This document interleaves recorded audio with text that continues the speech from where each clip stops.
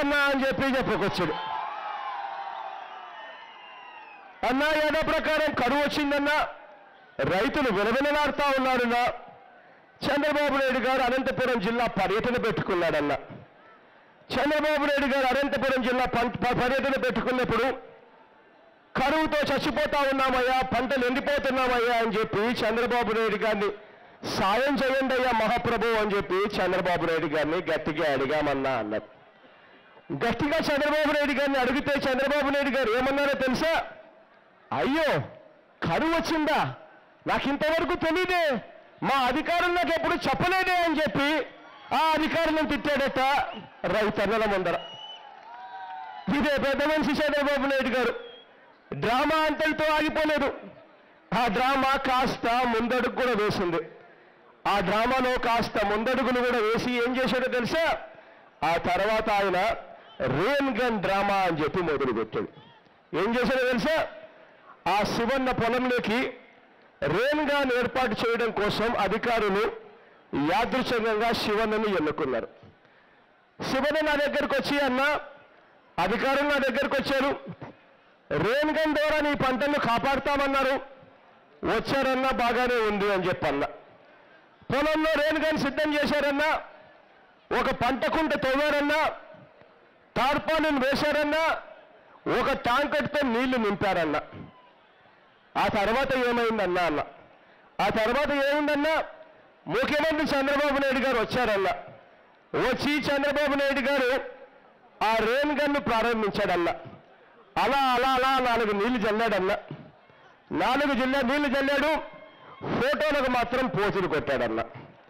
ఆ తర్వాత టీవీలు పేపర్లలో విపరీతంగా ఫోటోలు కూడా తర్వాత వచ్చాయన్నా.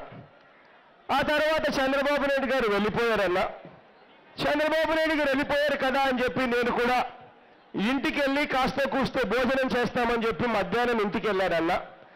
ఆ తర్వాత సాయంత్రం ఇంటికి వచ్చేసరికి ఏం జరిగిందో తెలుసా అన్నా అన్నాడు. ఏం జరిగిందన్నా అన్నాడు. సాయంత్రం ఇంటికి వచ్చేసరికి అన్నా టార్పాలిన్ మడత పెట్టేశారన్న అధికారులు. రెయిన్ గన్ సంకన పెట్టుకొని వెళ్ళిపోయారన్న అధికారులు. శివన్న సాయంత్రం వచ్చేసరికి పంట కుంట వచ్చేసరికి ఏమీ లేదన్నా, పంట కుంటలో నీళ్లు కూడా లేవన్నా అని చెప్పి చెప్పుకొచ్చాడు శివన్న. ఇదే శివన్న పరిస్థితి. పొలంలో చంద్రబాబు నాయుడు గారు దిగిన ఫోటోలు టీవీల్లోనూ పత్రికల్లోనూ వచ్చిన ఆ ఫోటోలు శివన్న నా దగ్గరకు వచ్చి చూపించాడు.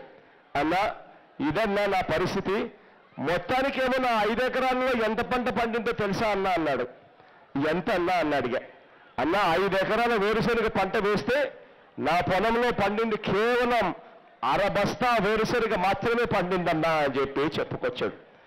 చెప్పి అలా ఆ అప్పులు తీర్చడం కోసం, బ్రతకడం కోసం నేను ఇవాళ ఒడియాలు, బొరుగులు అంటే ఈ భాషలో, ఇక్కడి భాషలో మూడీలు, ఒడియాలు మూడీలు అమ్ముకోవాల్సిన పరిస్థితిలో నేను ఇవాళ ఉన్నానన్నా అని చెప్పి చెప్పుకొచ్చాడు శివన్న. నిజంగా ఇదే శివన్నకు మీటింగ్ జరుగుతూ ఉన్నప్పుడు నా దగ్గరకు వచ్చిన, నిజంగా ఇదే శివన్నకు మీటింగ్ జరుగుతూ ఉన్నప్పుడు నా దగ్గరకు వచ్చినప్పుడు అన్నా శివన్న మీటింగ్లో మాట్లాడతావా అని అడిగా. మాట్లాడతానన్నా తప్పకుండా అన్నాడు. ఇదిగో శివన్న మైక్ ఇస్తా మాట్లాడండి అన్నా అన్నాడు. శివన్నకు నేను మైక్ ఇచ్చిన తర్వాత ఇదే శివన్న ఏమన్నాడో తెలుసా? ఇదే శివన్న మైక్ పుచ్చుకొని ఆయన అదే మీటింగ్లో ఏమన్నాడో తెలుసా? కిందటిసారి చంద్రబాబుకు ఓటేశా, చివరకు ఇలా అయ్యాను, ఇక మనకు చంద్రబాబుతో సావాసం వద్దబ్బా.